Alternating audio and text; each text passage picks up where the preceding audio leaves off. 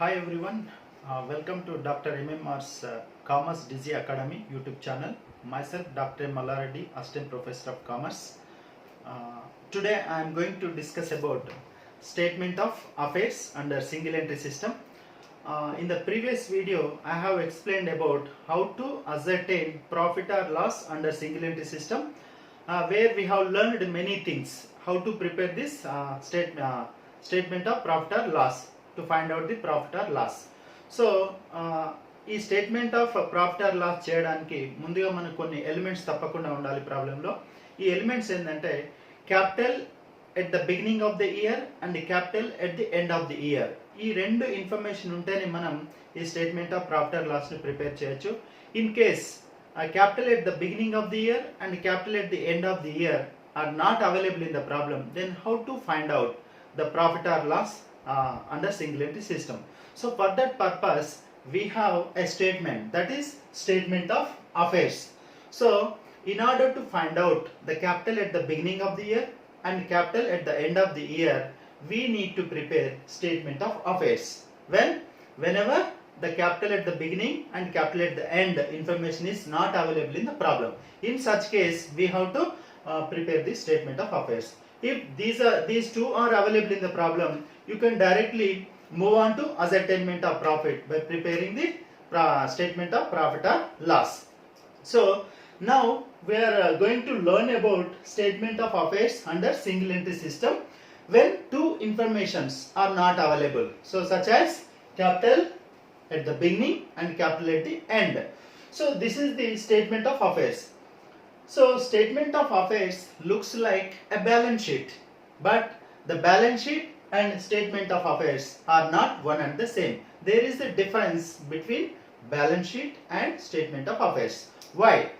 So ఇక్కడ కొన్ని reasons వల్ల ఈ statement of affairs balance sheet కి కొంత తేడా ఉంటుంది. Why there is a difference between statement of affairs and balance sheet? So there are couple of reasons. One reason is that the statement of affairs is prepared from incomplete records or incomplete accounts, therefore it is not called as balance sheet. The one more reason is that the financial position disclosed by the statement of affairs, it is not a correct one, it doesn't reveal a realistic one, therefore it is not called as a balance sheet. And one more reason is that the statement of affairs is prepared to know the capital in the beginning and capital at the end. So in order to find out these figures, we will prepare the statement of affairs. So these are the certain reasons why the statement of affairs is not called as a balance sheet. Now let us move on to know the statement of affairs format. So normally we will give a headline for this statement, that is statement of affairs of so and so company as on, so the date will be recorded here. So this is the format. The entire statement of affairs will be divided into two parts. This is the left hand part, this is the right hand part. On the left hand part we have two columns. In the one column liabilities will be recorded, in another column the amount of liabilities will be recorded clearly. On the right hand side we will record assets, their details of the assets, and in the one more column their amounts will be recorded. So the difference between assets and liabilities is known as capital. In order to find out this capital amount, we will prepare the statement of affairs. Now coming to the details of the liabilities. Now coming to the liabilities, so there are certain liabilities normally given in the problem.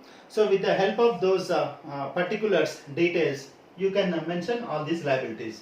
The first liability is outstanding expenses, and the one more thing is income received in advance is also treated as liability.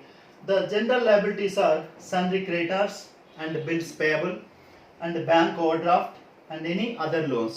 So these items will be available in the problem. If they appear in the problem, you simply write on the liability side and record the amount of these liabilities. Then coming to asset side, so we will have some assets. These assets will be appear in the problem. So these are cash in hand, cash at bank, accrued income means income to be received, and expenses paid in advance. So expenses paid in advance is also treated as asset, and sundry debtors, bills receivable. The next stock, investments, and these are the fixed assets like motor vehicles, furnitures and fittings, plant and machinery, land and buildings.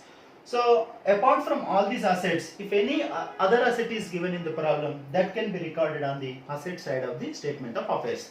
So after recording all these, you make it total, and the difference between total assets and liabilities will be the capital. So that is the balancing figure. Here we will find out the balance figure, that will be shown as capital. So this statement of affairs can be prepared in the beginning of the year to find out the capital at the beginning of the year, and it can also be prepared at the end of the period in order to find out the capital at the end of the period.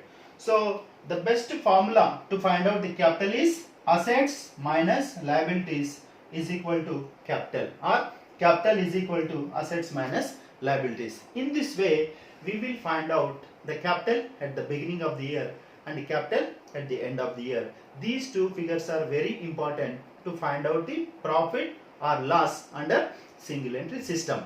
So now we will move on to solving the problem for your kind of understanding. Let's move on to next step.